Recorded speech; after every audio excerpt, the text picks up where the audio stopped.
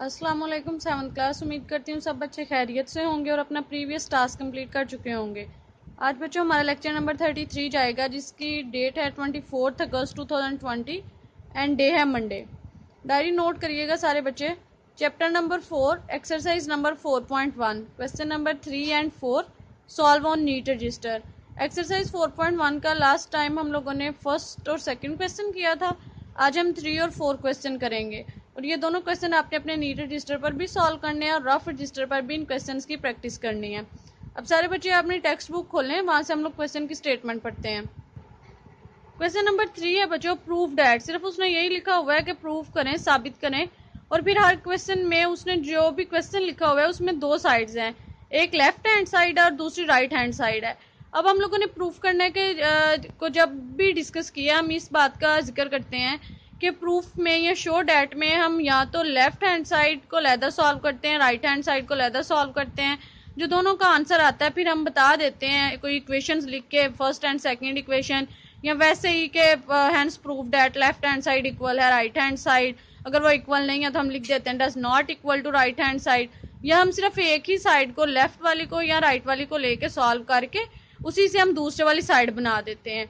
जिस तरह भी क्वेश्चन सॉल्वेबल होता है हम उस तरह सॉल्व करते हैं। हम ये वाला क्वेश्चन जो है इसे जब हम सॉल्व करेंगे तो हम अलग-अलग दोनों साइड्स ही ले सकते हैं। उसकी रीजन ये है कि इसकी जो राइट हैंड साइड लिखी हुई है उससे हम मजीद सॉल्व तो नहीं कर सकते हैं, तो फिर जारी सी बात है हमें दोनों को अलग-अलग लेकर ही कर लेते हैं। या वैसे ही लिख देंगे कि राइट हैंड साइड ये है, एक को लेकर दूसरी बना देते हैं। लेफ्ट हैंड साइड अगर हम लेते हैं तो वो है 5 की पावर 3। 5 की पावर 3 लास्ट टाइम जब हमने क्वेश्चंस किए और इसकी थ्योरी पढ़ी तो हमने ये बात डिस्कस की कि जितना इंडेक्स एक्सपोनेंट ऊपर लिखा होता है, जिस बेस के ऊपर वो एक्सपोनेंट लिखा रहता है, वो बेस जो है उतने टाइम्स मल्टीप्लाई होती है। अब इस क्वेश्चन में हमारा बेस नंबर जो है वो 5 है और एक्सपोनेंट जो है वो 3 है। मतलब 5 जो है वो 3 टाइम्स मल्टीप्लाई हो रहा है, तो हम 5 को 3 टाइम्स मल्टीप्लाई करके लिख लेते हैं। तो हमने लिख दिया 5 मल्टीप्लाई 5 मल्टीप्लाई 5। अब अगर हम इन्हें मल्टीप्लाई करते हैं तो 5 5 जा 25 एंड 25 5 जा 125। अब हमारी लेफ्ट हैंड साइड का आंसर जो है वो 125 आ गया, जो कि हमें क्वेश्चन में नजर आ रहा है कि हमारी राइट हैंड साइड भी 125 के इक्वल है। मतलब कि हमने एक साइड सॉल्व की तो हमारी दूसरी आ गई। अब हम एक दफा लिख लेते हैं और फिर बता देते हैं कि हमने ये प्रूफ। राइट हैंड साइड जो है उसे हमने लिख दिया इक्वल 125, क्योंकि ये राइट हैंड साइड है। तो फिर नीचे हम स्टेटमेंट लिख देंगे, क्योंकि हमारी लेफ्ट हैंड साइड और राइट हैंड साइड इक्वल आ गई है, तो हमने स्टेटमेंट लिख दी हैंस प्रूव डैट, कि हमने साबित कर दिया कि लेफ्ट हैंड साइड इक्वल है राइट हैंड साइड के। इसी तरह ही बच्चों इसके सारे पार्ट्स हैं। एक हम 9th वाला क्वेश्चन करते हैं, क्योंकि 9th वाले क्वेश्चन में फ्रैक्शन का यूज किया गया है। यूज तो हमने वैसे ही पावर्स को करके, जिस तरह हमने फर्स्ट वाला क्वेश्चन सॉल्व किया उसी तरह ही 9 वाला भी करेंगे, लेकिन इसमें अब फ्रैक्शन आ गई है। न्यूमिनेटर और डिनोमिनेटर दोनों को एक्सपोनेंट की फॉर्म में लिखना है और फिर हमने उसे राइट हैंड साइड के इक्वल प्रूफ करना है। इसके सोल्यूशन में देखिएगा, सोल्यूशन में मैंने पहले लेफ्ट हैंड साइड ली। अब लेफ्ट हैंड साइड हमारे पास थी 2/5 और होल की पावर क्या थी 4। ये ला बच्चों नेक्स्ट एक्सरसाइज जो है ना 4.2, उससे पहले उसने डिस्कस किया हुआ है, लेकिन क्वेश्चन इसमें मैं आपको बता देती हूँ कि जब फ्रैक्शन में ऊपर होल की पावर लिखी जाती है तो मतलब वो पावर जो है वो न्यूमिनेटर पर भी आएगी और डिनोमिनेटर पर भी आएगी। तो फिर मैंने इसे सेपरेट करके लिख दिया 2 की पावर 4 डिवाइडेड बाय 5 की पावर 4। पावर को सेपरेट कर दिया, वो दोनों की पावर है जो बाहर ब्रैकेट के लिखी गई है, क्योंकि वो होल को शो कर रही है। अब फिर अगेन 2 की पावर 4 है, मतलब 2 कितने टाइम्स मल्टीप्लाई हो रहा है, 4 टाइम्स मल्टीप्लाई हो रहा है। तो मैंने 2 को 4 टाइम्स मल्टीप्लाई करके लिख दिया 2 मल्टीप्लाई 2 मल्टीप्लाई 2 एंड लास्ट पे फिर एक दफा मल्टीप्लाई बाय 2। इसी तरह ही मैंने 5 को भी 4 टाइम्स मल्टीप्लाई करके लिख दिया। अब जब मल्टीप्लाई हम करेंगे तो 2 2 जा 4 एंड 4 2 जा 8 और 8 जब फिर 2 से मल्टीप्लाई होगा तो क्या आ जाएगा 16 न्यूमिनेटर में। जब हम डिनोमिनेटर में करेंगे तो 5 5 जा 25 25 5 जा 125 एंड 125 को फिर अगेन मल्टीप्लाई करें 5 से तो वो आ जाता है 625, जो कि किसके इक्वल है राइट हैंड साइड के। फिर हमने एक दफा लिख दिया कि right hand side equal 16/65। Last पे फिर हम स्टेटमेंट लिख देंगे hence prove that left hand side equal है राइट हैंड साइड के। इसी तरह ही क्वेश्चन नंबर 3 के सारे पार्ट्स जो है आप लोगों ने सॉल्व करने हैं। सिर्फ जस्ट सिंपल अगर फ्रैक्शन आ जाएगी तो न्यूमिनेटर और डिनोमिनेटर पे पावर अलग-अलग करके जितनी पावर ऊपर लिखी होगी वो नंबर उतने टाइम्स मल्टीप्लाई करके लिख देना है। और अगर वो सिंपल क्वेश्चन है तो सिर्फ जस्ट जितनी ऊपर पावर लिखी है उतने टाइम्स उस नंबर को मल्टीप्लाई करके लिख देना है। आप जब एक लेफ्ट हैंड साइड को लेके सॉल्व करेंगे तो राइट हैंड साइड के इक्वल ही आ जाएगी, और हर क्वेश्चन में हम राइट हैंड साइड को मजीद सॉल्व नहीं कर सकते। हाँ, कुछ क्वेश्चन ऐसे हैं जिनमें हम कर भी सकते हैं। अब कर किस तरह आप लोग सकते हैं कि अगर आप 125 है तो उसे आप लिख लें पहले 5 मल्टीप्लाई 5 मल्टीप्लाई 5, 3 दफा आपने मल्टीप्लाई किया तो वो 125 आएगा, और वो उससे दोबारा आप लिख दें 5 की पावर 3, तो वो किसके इक्वल आ जाएगी? Left hand side. मतलब कि अगर आप कोशिश करें तो राइट हैंड साइड भी लेफ्ट हैंड साइड के इक्वल आ जाती है। जिस तरह आपको इजी लगता है दोनों साइड्स में से सॉल्व करना, जिस साइड को आप उसको लेके दूसरे वाली बना दें, आपकी मर्जी है। अब क्वेश्चन नंबर 4 देखें 7th क्लास। क्वेश्चन नंबर 4 की स्टेटमेंट है express each rational number using N exponent, कि हर रैशनल नंबर को एक्सपोनेंट की फॉर्म में लिखें, या एक्सपोनेंट का इस्तेमाल करते हुए हर रैशनल नंबर को एक्सप्रेस करें, उसे बयान करें, लिखें। अब फर्स्ट पार्ट है इसका लिखा हुआ 121। अब उसने तो ऊपर रैशनल नंबर की बात की थी, जबकि यहाँ पे हमें सिर्फ 121 लिखा नजर आ रहा है, फ्रैक्शन नहीं है। जबकि रैशनल नंबर का वर्ड आए तो हमारे ज़हन में बात आती है ऐसा नंबर जो p बाई क्यू की फॉर्म में लिखा जाए, जबकि यहाँ पे तो हमें p बाई क्यू की कोई फॉर्म नजर नहीं आ रही। लेकिन अगर आप लोग गौर करें तो 121 है, इसे आप लोग ये भी तो लिख सकते हैं 121 डिवाइडेड बाय 1। जब 121 1 पे डिवाइड होगा तो किसके इक्वल आएगा? 121 के ही इक्वल आएगा, ऐसा ही है ना। तो अगर डिनोमिनेटर में कुछ नहीं है तो अंडरस्टूड सी बात है डिनोमिनेटर में 1 जो है वो है, इस वजह से उसने रैशनल नंबर लिखा हुआ है। अब इसके सोल्यूशन में आप लोगों ने पहले तो हमने एज इट इज 121 लिखा। अब 121 जो है वो किस एक्सपोनेंट की, किस नंबर के एक्सपोनेंट में लिखा जाता है? तो अगर हम 11 को 11 से मल्टीप्लाई करें, 11 का टेबल 11 तक पढ़ें तो 121 आ जाता है।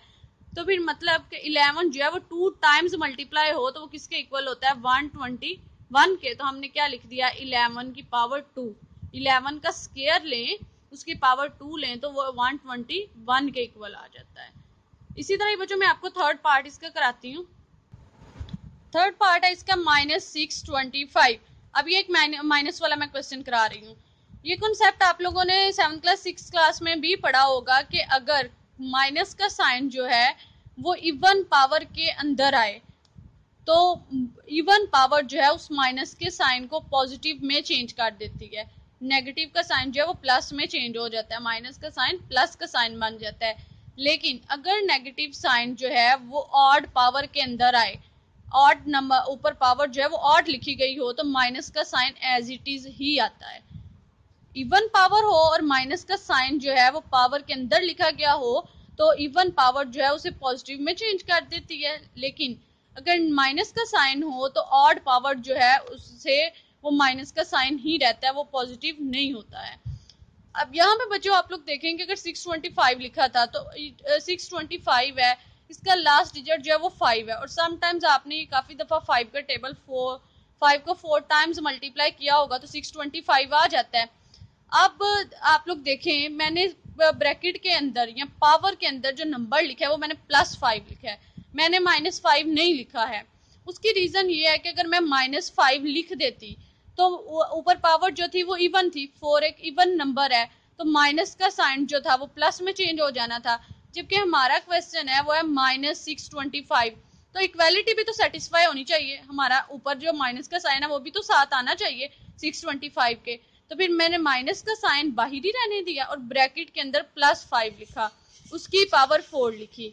5 की पावर 4 लें तो किसके इक्वल आ जाता है? 625 के इक्वल आ जाता है। मतलब 5 5 25, 25 को 5 से मल्टीप्लाई करें 125, और फिर 125 को अगेन 5 से मल्टीप्लाई करें तो वो 625 के इक्वल होता है। तो फिर आपका दोबारा 5 की पावर 4 625 होगा और दोबारा ऊपर वाला क्वेश्चन मान जाएगा -625। इस तरह हम -625 को लिख सकते हैं जब 5 की पावर 4 लेते हैं। बच्चों इसमें फिर एक फ्रैक्शन वाला क्वेश्चन आ गया, मैं 5th पार्ट है वो मैं कराने लगी हूँ आप लोगों को। 5th पार्ट में लिखा हुआ है 8/343। 8/343 को हमने एक्सपोनेंट की फॉर्म में लिखना है। 8 को हम लिख सकते हैं 7th क्लास 2 की पावर 3। 2 को 3 टाइम्स मल्टीप्लाई करें तो वो 8 आ जाता है। 2 2s are 4 and 4 2s are 8। अब 343 जो है ये नंबर इतना यूज नहीं होता कि ये किसकी पावर में लिखा जाए 343 है, या हम कोई ऐसा टेबल नहीं पढ़ते कि हमें आइडिया हो कि 343 यहाँ तक आ जाता है। लेकिन आप लोग यहाँ से गेस कर सकते हैं कि 3 जो इसका लास्ट डिजिट है वो एक ऑड नंबर है, तो ये सिर्फ ऑड नंबर वाले टेबल्स में ही आएगा 343। अभी अभी हमने पिछले क्वेश्चन में जब 625 को डिस्कस किया था तो उसका भी लास्ट डिजिट जो था वो एक ऑड नंबर था। 5 तक तो हमने ऑलरेडी डिस्कस कर लिया है क्योंकि 5 भी ऑड नंबर था, 5 के टेबल में 625 आया। उससे नेक्स्ट वाला नंबर जो है वो 6 है, जो 6 का अगर टेबल पढ़े, 6 अब जो नंबर है वो एक इवन नंबर है, तो अब उसमें तो फिर ये नहीं आएगा। तो 6 से नेक्स्ट जो नंबर आता है वो है 7।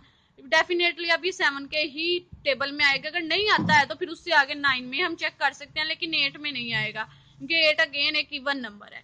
जब आप जो 7 का स्केयर लेते हैं, मतलब 7 को 2 टाइम्स मल्टीप्लाई करते हैं तो वो 49 के इक्वल आता है। और अगर आप दोबारा अपने रफ वर्क में 49 को 7 से मल्टीप्लाई करते हैं, मतलब कि 7 को 3 टाइम्स मल्टीप्लाई करते हैं तो वो 343 के इक्वल आ जाता है। तो फिर हम 7 को 3 टाइम्स मल्टीप्लाई करें तो वो 343 के इक्वल होता है। तो फिर मैंने डिनोमिनेटर में लिख दिया 7 की पावर 3। अब जिस तरह हमने जो फर्स्ट क्वेश्चन किया था क्वेश्चन नंबर 3, उसमें अगर होल की पावर लिखी थी तो उसे मैंने आप लोगों को बताया कि न्यूमिनेटर और डिनोमिनेटर पे हम अलग-अलग कर देते हैं।